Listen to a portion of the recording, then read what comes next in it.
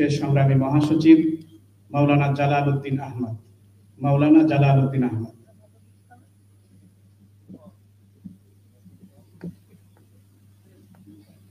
আসসালামু আলাইকুম ওয়া রাহমাতুল্লাহি ওয়া বারাকাতুহু। বক্তব্য দেওয়ার ইচ্ছাই ছিল না, কারণ সময় অনেক বেশি হয়ে গেছে। তো যে বিষয়টি বলতে চাই, আজকে আমরা এই মজলিসে অনেকে 2013 সালের 5ই মে শাপলায় আমরা ছিলাম না। আপনারা অনেকে আজকে তৎকালীন সময়ের খুনি শেখ হাসিনার নির্মম হত্যাকাণ্ড আপনারা আজকে পর্দায় দেখেছেন, কিন্তু আমরা ওই দিন সারা রাত্রই মসজিদে ছিলাম, আমরা এটা রাজ সাক্ষী।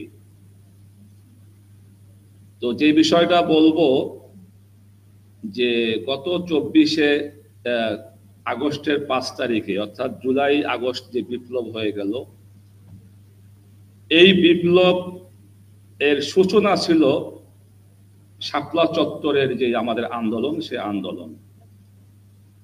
শাপলা চত্বর আমরা কেন গিয়েছিলাম? আমরা গিয়েছিলাম 13 দফা দাবি নিয়ে, আমাদের নবীর ইজ্জত সম্মান রক্ষার জন্য এবং ভারতীয় আধিপত্যবাদের বিরুদ্ধে আমরা ওদিন শাপলায় গিয়েছিলাম। আপনারা দেখেছেন আজকে এই ডকুমেন্টারিতে, তৎকালীন সময় খুনি শেখ হাসিনা রাষ্ট্রীয়ভাবে সিদ্ধান্ত নিয়ে শাপলা চত্বরে গণহত্যা চালিয়েছে।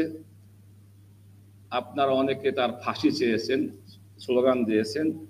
আমি মনে করি এই শাপলার গণহত্যার জন্য খুনি শেখ হাসিনা এবং তাদের দোসরদের যদি 1012 ফাঁসি দেওয়া হয়, তো তাদের এই অন্যায়ের বিচার হবে না।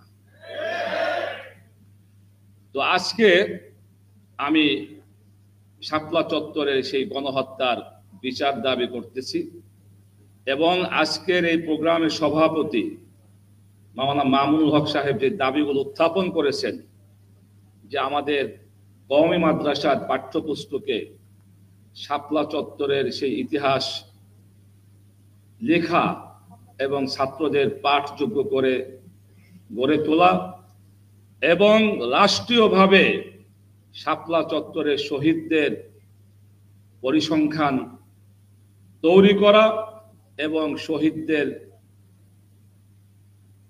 যথোপযুক্ত ভাতা দেওয়া এবং তাদের খোঁজ খবর নেওয়ার দাবি করেছেন। আমরা দাবির সাথে একমত পোষণ করছি।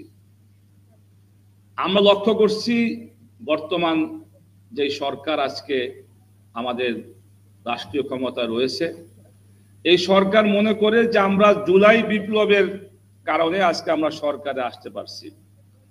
এই সরকারকে মনে রাখতে হবে, আপনাদের এই সরকারে আসার মূল শুরুই হয়েছিল 2013 সালে সেই শাপলা চত্বরে আন্দোলনের মধ্য দিয়ে, এবং 5 আগস্টে দীর্ঘ এই 15 বছরের এই আন্দোলনের বিজয় আমরা লাভ করেছিলাম। আপনারা আজকে সরকারে বসেছেন, কিন্তু আপনারা এই জুলাই আগস্টের শহীদদের অনেক খোঁজ খবর নিয়েছেন, তাদেরকে চিকিৎসা করার সুযোগ করে দিয়েছেন, তাদেরকে আর্থিক সাহায্য করেছেন, কিন্তু আপনারা শাপলা চত্বরের শহীদদের বেমালুম ভুলে গিয়েছেন। তাই পরিষ্কার দাবি করছি, আজকের এই প্রোগ্রাম থেকে শাপলা চত্বরের শহীদদেরকে মূল্যায়ন করতে হবে। শহীদদের প্রতিটি ঘরে ঘরে গিয়ে তাদেরকে আর্থিক সহযোগিতা করা এবং সার্বিক খোঁজখবর নিতে হবে। এবং আল্লাহ মামুনুল হক সাহেব আজকে যেই প্রোগ্রামের আয়োজন করেছেন এবং যে ডকুমেন্টারি আজকে তৈরি করে দেখালেন, আমি মামুন সাহেবকেও ধন্যবাদ জানাই, এবং আপনারা যারা আজকে এখানে আসছেন, লম্বা সময় আমাদের বক্তব্য শুনছেন, সকলকে ধন্যবাদ জানিয়ে আমার বক্তব্য শেষ করছি। ওয়া মা তাওফীকি ইল্লা